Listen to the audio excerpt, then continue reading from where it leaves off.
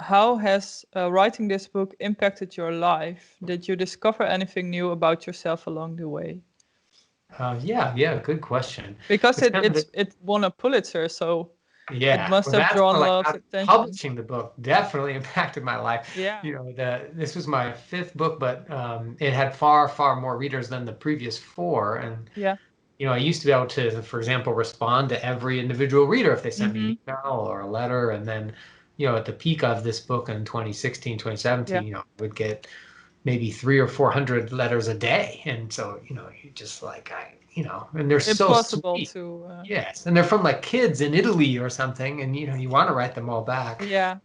So I got quite overwhelmed, to be honest, because Mm-hmm.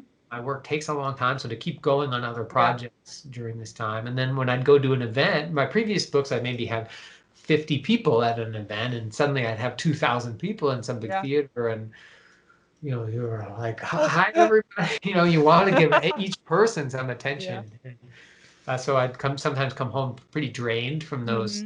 Mm-hmm. Um, but yeah, it was, I mean, it's amazing. It's what every artist wants, I think, is to have a larger audience and to Mm-hmm. have people interested in what they're making. And but I did have to learn to be a little more disciplined in saying no so that I Yeah. could keep going with my current projects. Mm-hmm. Yeah, exactly.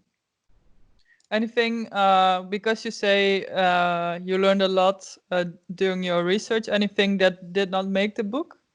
Oh, As a yes. So side question? yes, of course.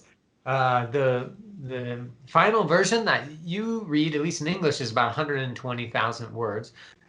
Anyway, there were lots of things Yeah. in the book that in the early versions of the book that didn't make it, and I'm glad they didn't. That's part of maturity, I think, as an artist. And maybe, like you were saying, sometimes you make a pattern and it just doesn't work out. And Mm-hmm.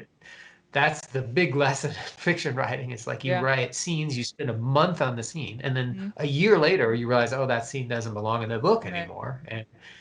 And when you're young and starting out, it's really hard to cut those Mm-hmm. things because you feel like I spend so much time on that. Yeah.